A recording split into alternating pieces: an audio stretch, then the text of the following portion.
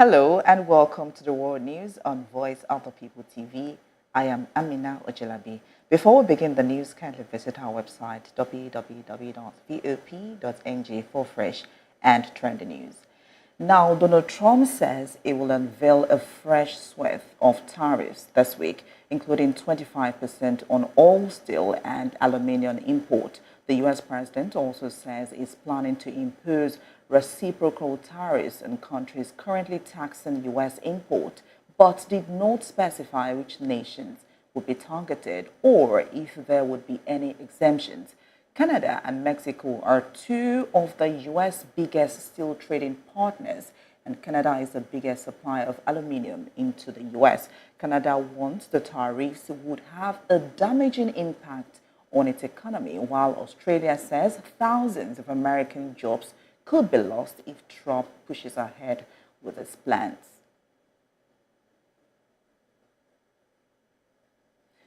President Donald Trump says he has directed the Treasury Department to stop minting new pennies, citing the rising cost of producing the 1-cent coin. President Trump wrote in a post on his Truth Social site that he has instructed the Secretary of the U.S. Treasury to stop producing new pennies. The move by President Trump is the latest in what has been a rapid-fire effort by his new administration to enact sweeping change through executive order and proclamation on issues ranging from immigration to gender and diversity to the name of the Gulf of Mexico. Now, the U.S. leader had not discussed his desire to eliminate the penny during his campaign, but Elon Musk's so-called Department of Government Efficiency raised the prospects in a post on X last month, highlighting the penny's cost.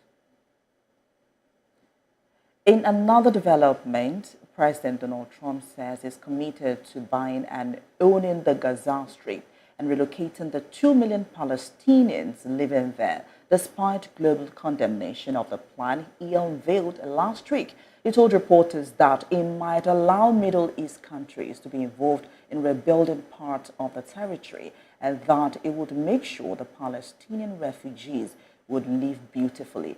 Both the Palestinian Authority and the armed group Hamas, whose 16-month war with Israel has caused widespread devastation in Gaza, reiterated that Palestinian land was not for sale.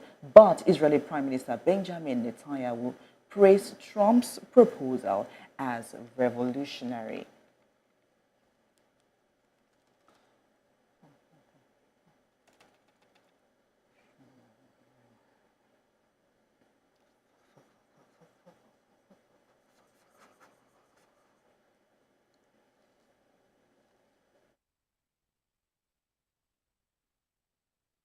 Move by President is the latest in what has been a rapid-fire effort by his new administration to enact sweeping change through executive order and proclamation on issues ranging from immigration to gender and diversity to the name of the Gulf of Mexico. I think I've taken that report. So now, in the meantime, the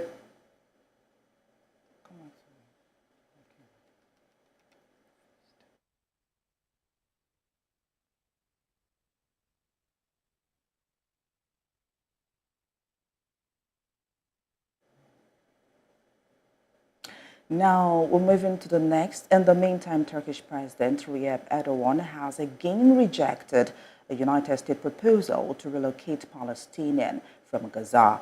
President Erdogan also said Israel should pay for the damage it caused to the territory and for reconstruction to begin. Speaking during a visit to Malaysia, the Turkish leader said he does not consider the proposal to exile the Palestinians from the land they have lived in for thousands of years as something to be taken seriously, referring to the mass displacement of Palestinians during the 1948 Arab-Israeli War. He added that no one has the power to force the Palestinian people to experience a second displacement. Erdogan, who is on a 4-day tour of Malaysia, Indonesia, and Pakistan, highlighted the severe destruction in Gaza. Now, in another development, from the Nextarim corridor, a military zone cutting off the north of the Gaza Strip from the south. The Israeli withdrawal is aligned with the Israel-Hamas ceasefire agreement on 19th January, under which is 16 Israeli hostages and 566 Palestinian prisoners have so far been freed. By the end of the first stage of the ceasefire in 3 weeks' time, 33 hostages and 1,900 prisoners are expected to have been freed. Israel says 8 of the 33 are dead.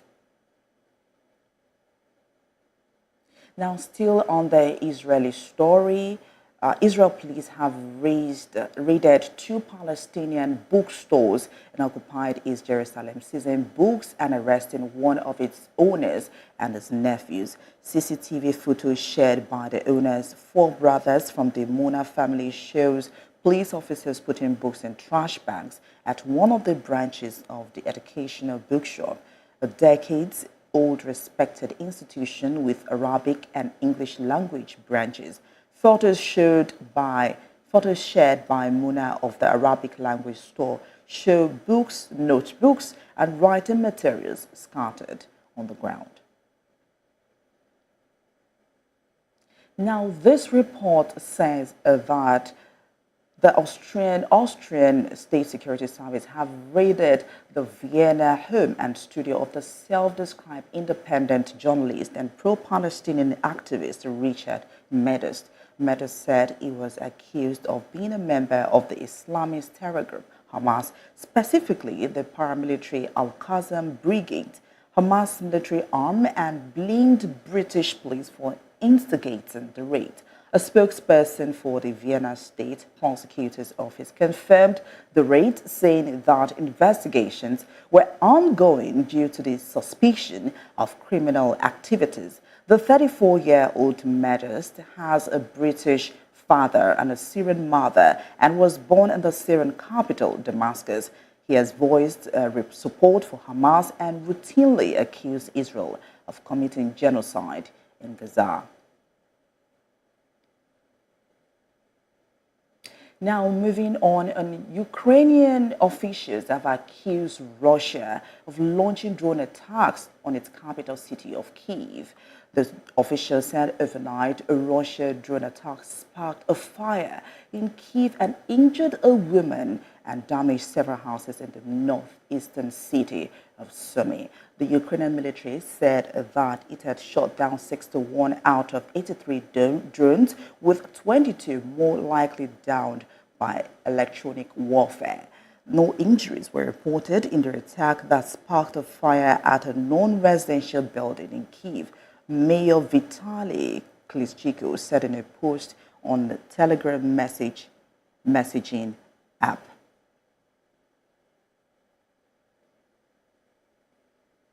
Now, joining us to analyze the story is a VOP TV in-house analyst, Mr. Dele Fanimo. Good afternoon, Mr. Fanimo. Good afternoon. Color green is the color for today. No problem, it's not white. How come we're not twinning? I was expecting you put on something similar. I think that's always been a coincidence. Then you owe me that for Valentine. Okay, no problem. All right, let's get right into the stories for discussion today. Donald Trump set to unveil a fresh tariffs. Looking at the countries like Canada and Australia, what do you have to state with that, and Mexico? Yeah. You know, I've always said it that these countries are, particularly Mexico and Canada, they are contiguous to America and they share borders, you know, and so trade between the two countries, Mexico, America, Canada, America, would naturally be flawless in terms of opening up their borders and exchanging goods and services. So, but Australia is a bit far from America, but you see, there is this saying that no matter how strong you are, no matter how endowed you are, you can't live in isolation. You need people. You know, at times people cover up your weaknesses, and you also use your strength to cover other people's weaknesses. So it's a symbiotic relationship. But the way Trump is going about all these, it's a serious, it gives a serious concern as to the future of America in the whole mix. Now he's taking on China, he's taking on Australia, he's taking on Mexico, and he's taking on Canada. Now, there are some things that America don't have, and they have to rely on some of these countries to be able to supply some of these things. Now, you are imposing 25% tariff on some of these imports. Technically, what you are saying is that you don't really need them, and they need you more. So, in the days ahead, in the weeks ahead, we are likely to witness a kind of push back by these countries. And they might raise their tariff even beyond what America is pushing. And at the end of the day, businesses will suffer. And I don't know the kind of fervor that Trump is putting into all these retaliatory, racial-driven, and the big macho attitude of Trump. As if he is the giant of the world, and other nations must submit to his whims and caprices. I think it's worrisome, because these are sovereign states, and if you say you are imposing tariff on their import, they can also do the same thing to you. He backed off when China was bringing down his neck. Now he's facing smaller countries. Because Canada is not as big as America, Mexico is not as big as America. But there are some things they produce that Americans don't have. And they have to supply this to America. You are saying 25%.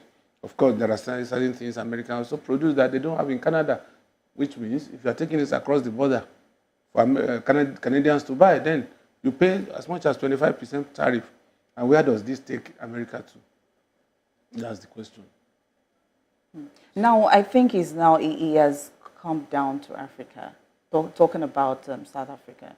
Did you see the news where there's a biracial agreement going on within the whites and South Africa. He told them that, okay, they should come to the U.S., they should apply for asylum to be safer if South Africa is not safer for them, and he's going to impose tariffs on South Africa.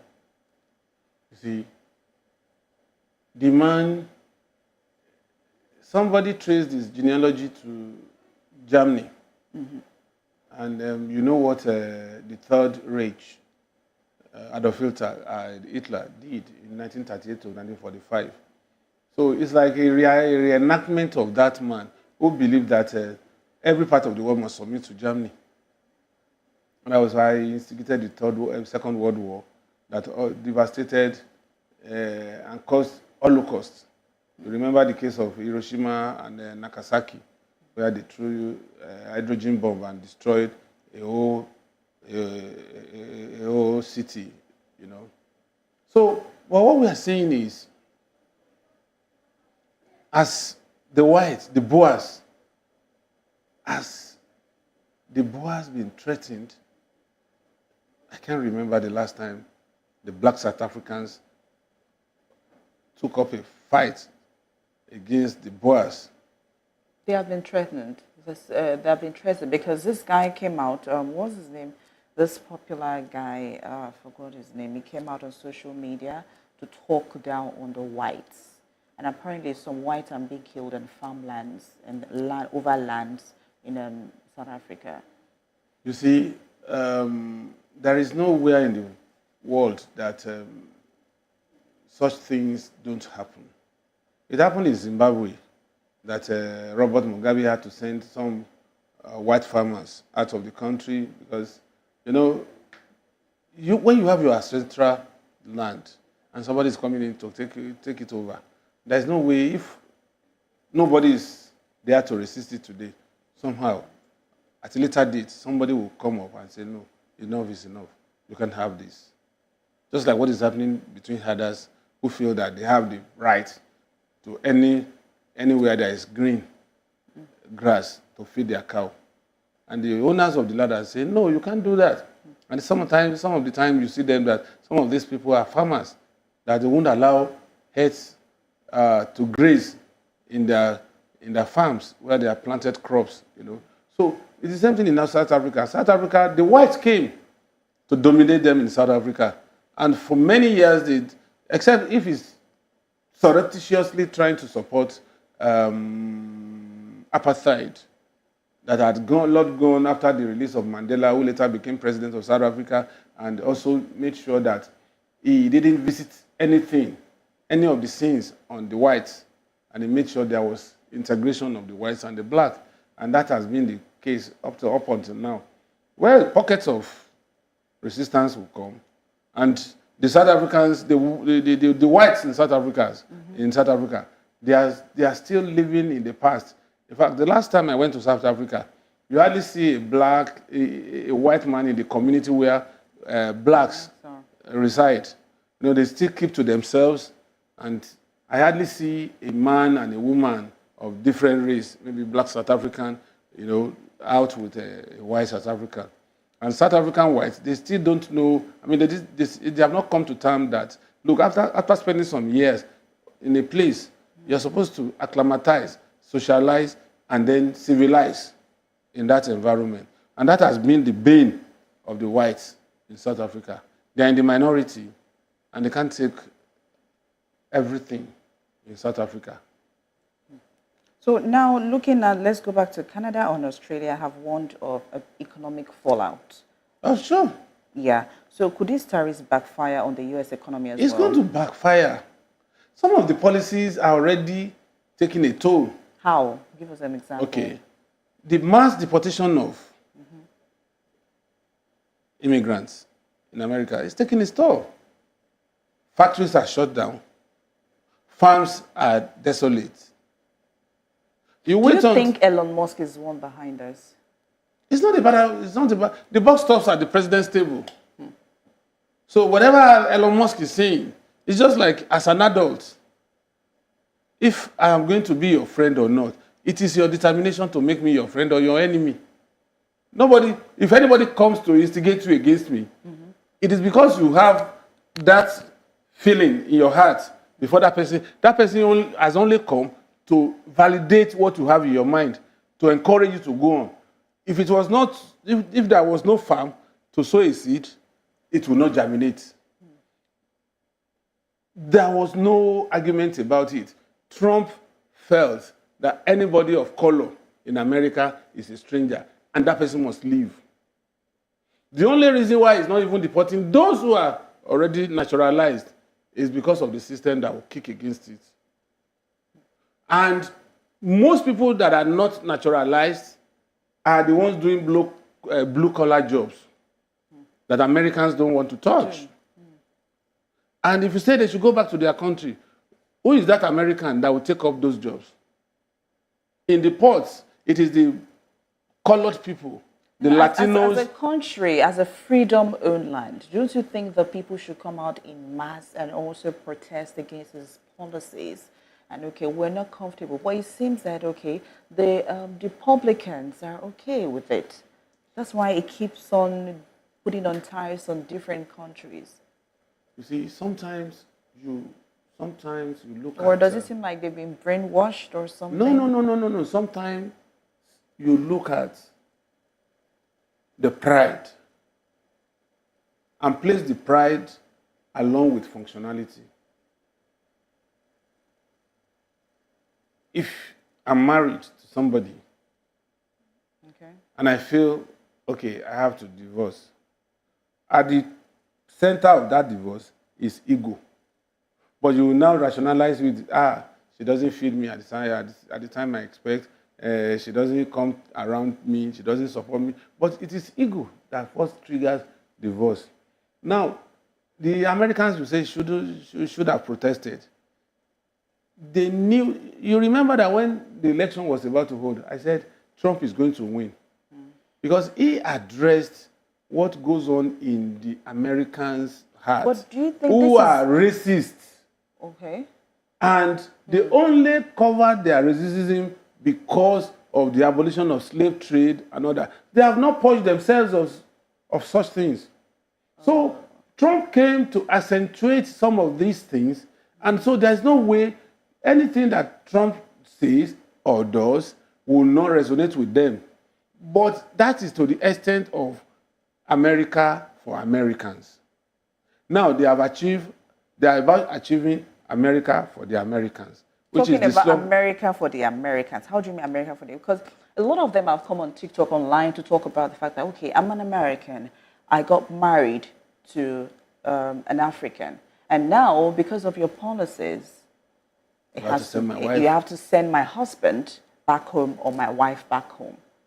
Now, it has been affecting them. So people That's what like I'm that. saying. When you say Americans are Americans, how were you? Let me give you an example. Okay. When Southern Sudan seceded from Sudan, they felt, we have achieved liberation. Now nobody is going to harass us. Nobody is going to breathe down on our necks. We are going to a new world. We are going to our Jerusalem. We are going to our El Dorado. Since Southern Sudan severed from Sudan, has there been peace? They didn't factor the cost of that severance. They didn't factor if they were prepared. Trump didn't factor the fact that if these immigrants leave the country, does he have a replacement for them in the farms, in the ports where they carry load, in the construction companies where they are the ones that do the menial jobs, pushing wheelbarrow, using shovel and all that, building scaffolds. Now all of them are going out of the country. Does he have replacement for them? Most cases, no. If you watch what is going on in America now, you find out that a whole warehouse, nobody to work. They are on holiday. And it's going to push labor to an extent that what used to be $20 an hour may end up becoming $50 per hour. And so some factories will shut down. Some farms will shut down. Machines can't pick fruits. There are certain things machine cannot do in the farm. Machine cannot separate the good fruit and the bad fruit. It is human. And Americans don't do that kind of job. It is these people that you call illegal immigrants. Caregivers, Americans don't do it. It is the immigrants you find in old people's home, in hospitals, in hospices, and all that. Now you're sending them back to their country. Who takes over that job? They didn't look at all that. It was just showing that, yes, I want to claim America for Americans. Now, yes, it's about doing it. Let's see the fallout, if America will be able to contain it. And on the trade level, you are imposing higher tariffs. Don't you think that the WTO have been sitting back too much and they're just folding their hands and they're not doing something regarding this Trump policy? WTO now, is a trade union body. I mean, it's a trade body that is the best it could do is to offer advisory. And it is for either the president to agree to it or not. It's just like World Bank, IMF, the Bretton Woods institutions. They can only advise a country. If the country says no, we have seen cases where recipe from IMF, World Bank, and some other Bretton Woods institutions were rejected by countries like Brazil and some countries in Africa. Say, look, take away your policy. We want homegrown approach to our economic survival. They don't have any choice. IMF and the World Bank, they don't have soldiers to force whatever they want to force on any country. Because the country is sovereign. They don't have any right. The same thing with World Trade Organization. The same thing with OPEC. Nigeria may decide to say, I am no longer going with OPEC from this moment. OPEC cannot say, no, you cannot pull out. So, WTO does not have a say in this matter. can only advise. And who tells you that this man is ready to listen to anybody's advice? Trump. He carries on as an emperor. Now, let's quickly look at U.S. President restates commitment to controlling Gaza. Now, with strong opposition from Palestinians and global leaders talking like, no, leave their homeland for their homeland. How does President Trump plan to enforce his commitment to controlling Gaza? You see, it's about the most audacious and arrogant policy coming from a U.S. president. And he's also telling the South African whites, okay, come. Now, the U.S. is there to embrace you. Come over. You can apply for asylum visas. The U.S. is ready to take you all in. What is he trying to preach? You see, Gaza Strip, some people had lived there for centuries before the Second World War, which happened between 1938 and 45. The Second World War ended in 1945. That was when Israel relocated to that territory. Okay. Now you are now seeing, it's just like somebody telling you that that's your father's house. You have to vacate it and move to an unknown land where you don't have the power to impose your culture, your tradition, your beliefs. What plan do you think the U.S. have for this set of people? Because looking at the economy It's promising them that it's going to give them more beautiful houses. Is it relocation? Is it about houses?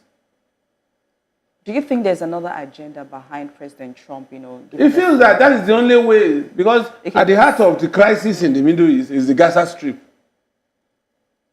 and the Palestinians don't want to leave the place. Yes, which is rightly so. Mm-hmm. The Israelis want to take over the place. Now they are now using their big brother to take something that does not belong to them. Let's be realistic about this. So who do we say is controlling? Is it the Israeli Prime Minister controlling President Trump? Because according to the meeting they had, this was actually the outcome of the meeting they had with the Israeli Prime Minister. And you saw where the Israeli Prime Minister looked at him like, okay, all right, that was what I wanted you to do. What do you think is controlling Israel, Trump? America, they are co-joined twins.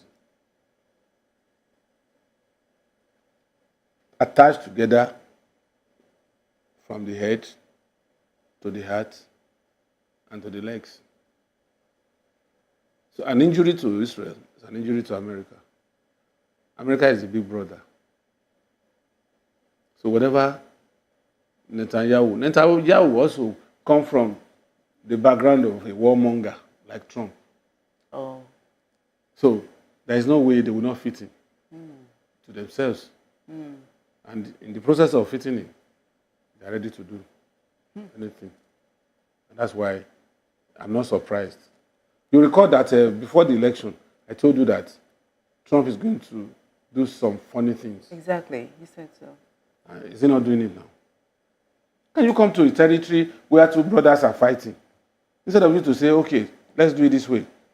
You get a compromise, I push a compromise, and then you meet at the middle ground, and then maybe you have a place where the Israelis can settle in, and then the Palestinians can settle in here, and then let's live like brothers and sisters. Now, Turkey, President Erdogan have also weighed in. Yes, of course. Now it is the right thing for any country to do, because when there is injustice and you keep quiet, you have only endorsed that injustice. And so that's why some countries are saying, even in spite of the relationship, very cordial relationship between America and Saudi Arabia, because the greatest lender to to America is Saudi Arabia. What America is owing Saudi Arabia is huge. And in return, they give them military support. Now, President Erdogan has called for Israel to pay for the destruction in Gaza.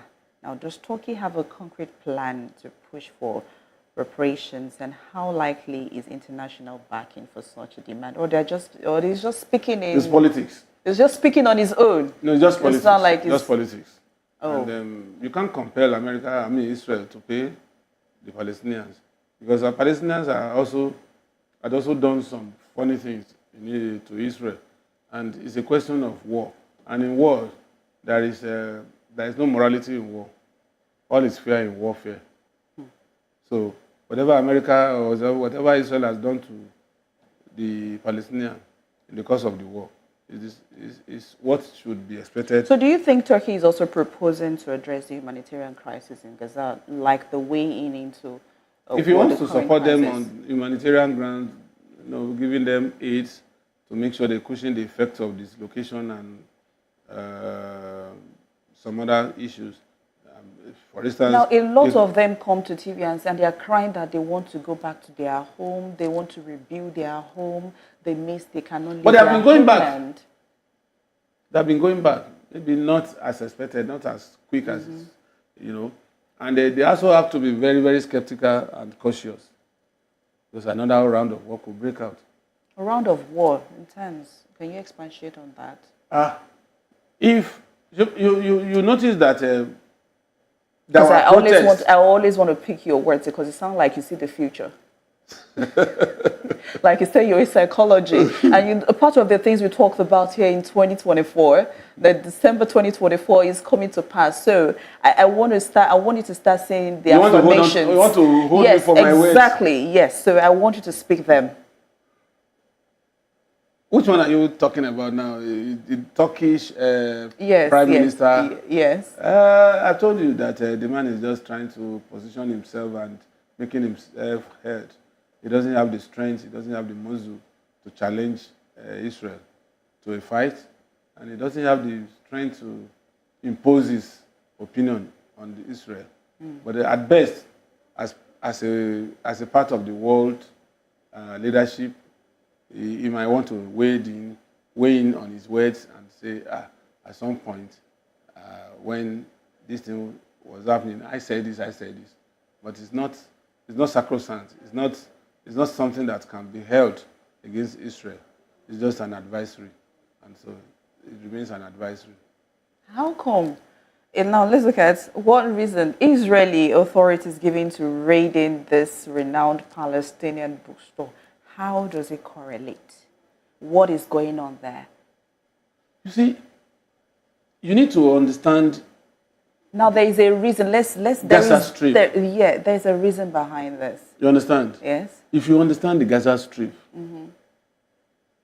it's a place where you have the contest for ownership. So most times, the Arab world would try to sustain the Palestinians that live in the Gaza Strip against Israel onslaught. That was what brought about Hamas-Hezbollah.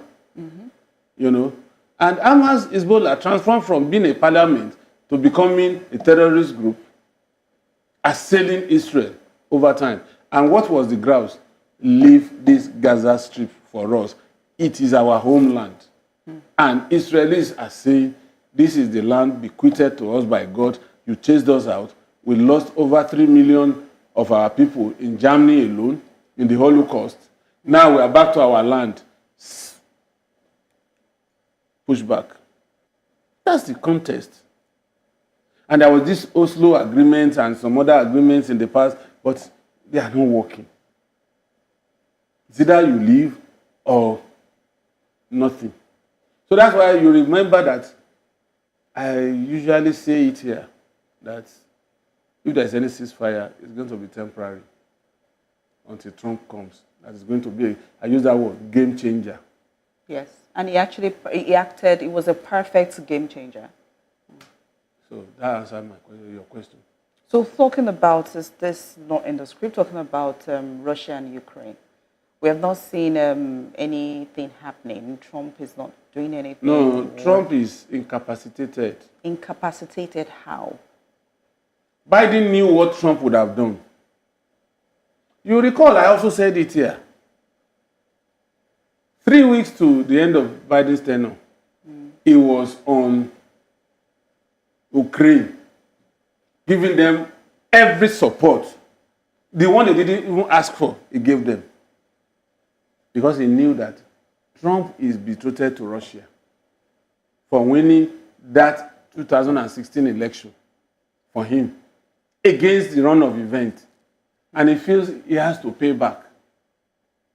Okay. And in paying back, if Biden had not done what he did 3 weeks to his tenure, by now, Trump would have pushed America to support Russia to alienate Ukraine.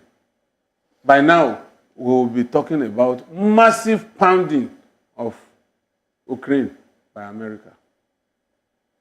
Okay, thank you so much. That was quite insightful and informative, quite entertaining of you. And I learned a lot as a psychologist because I always look forward to have you here. It's always and my same pleasure. time tomorrow. But one day I'll send my bill. All right. Thank you so much for joining us on the World News on Voice of the People TV. We have more stories coming your way after this break. Join us again.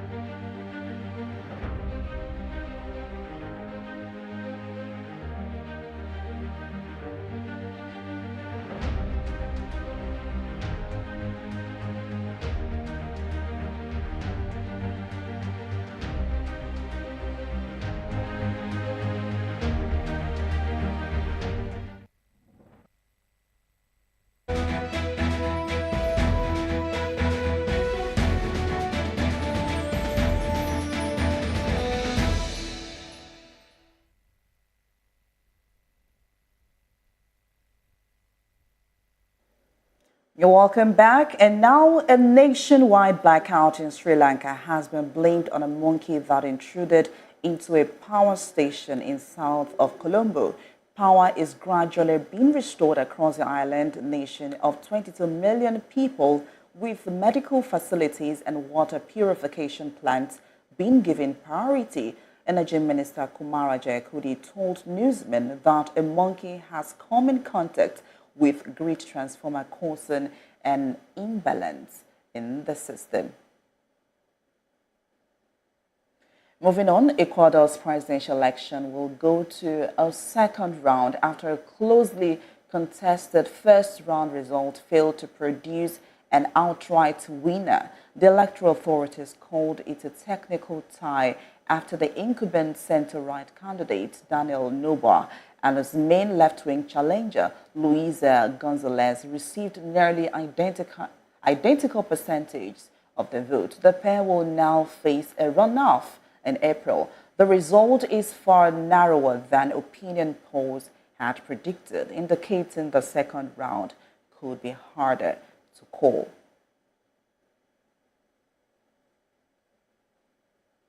In a related development, Prime Minister Albin Kurti has been declared victory in Kosovo's parliamentary election, but the results mean he must now try to form a coalition government.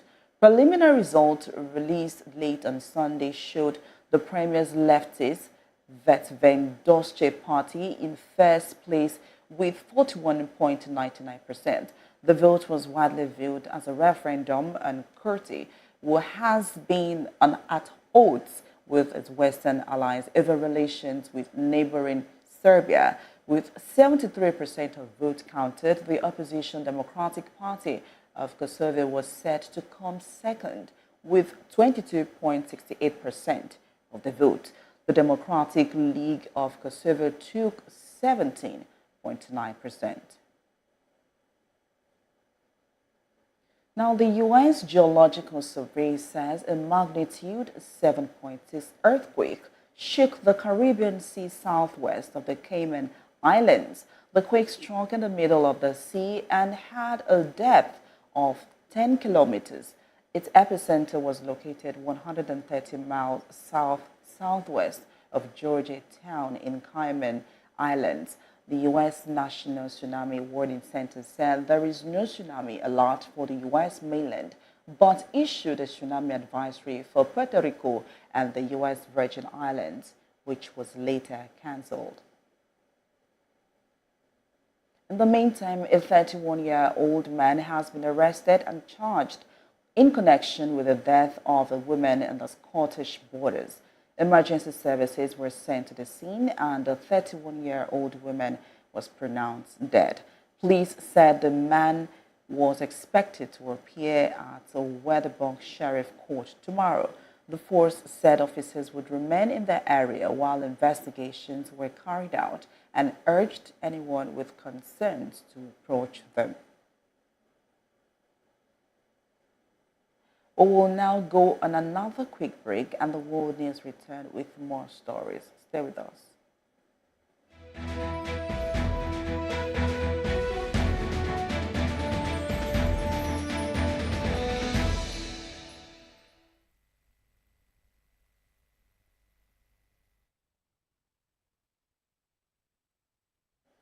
Welcome back and thanks for staying tuned. Now on business, China consumer inflation accelerated to its fastest in 5 months in January, while producer price deflation persisted, reflecting mixed consumer spending and weak factory activity. Deflationary pressures are likely to persist in China this year unless policymakers can rekindle sluggish domestic demands, with tariffs by U.S. President Donald Trump on Chinese goods adding pressure on Beijing to spur growth. Data from the National Bureau of Statistics showed that the Consumer Price Index rose 0.5% last month from a year earlier, quickening from December's 0.1% gain. Core inflation, excluding volatile prices of food and fuel, speed up to 0.6% in January from 0.4% the previous month. An animated film about a boy who battles demons with his magical powers has become China's highest grossing film ever. Nezha 2, based on a Chinese mythological character, has racked in more than 8 billion yuan, which translates to $1.1 billion during the week-long Lunar New Year holiday. It broke the record set by 2021's Battle of Lake Changjin, a propaganda film about the 1950s Korean War, which earned about $900 million. Nezha 2 is being hailed as a symbol of progress in Chinese film, which has long trailed Hollywood despite a massive domestic market. We move on to sports, where Liverpool suffered a humiliating FA Cup exit as championship struggles. Plymouth ended their quadruple bid with a stunning 1-0 win in the fourth round. Arne Slot's decision to field a weakened Liverpool team came back to haunt him, with Ryan Hardy's second-half penalty sealing Plymouth's epic upset at Humek.